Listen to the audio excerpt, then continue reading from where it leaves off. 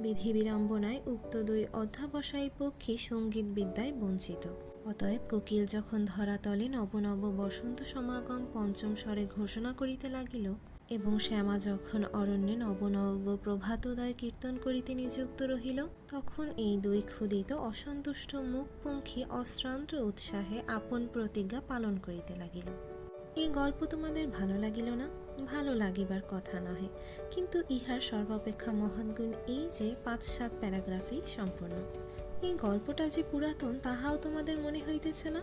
তাহার কারণ পৃথিবীর ভাগ্যদোষে এ গল্প অতি পুরাতন হইয়াও চিরকাল নতুন রহিয়া গেল। বহুদিন হইতেই অকৃতজ্ঞ কাঠঠোকরা পৃথিবীর দৃঢ় কঠিন অমর মহত্বের উপর ঠক ঠক শব্দে চঞ্চুপাত করিতেছে, এবং কাদা খোঁচা পৃথিবীর সরস উর্বর কোমলত্বের মধ্যে খচখচ শব্দে চঞ্চুবিদ্ধ করিতেছে। আজও তাহার শেষ হইল না, মনের আক্ষেপ এখনো রহিয়া গেল।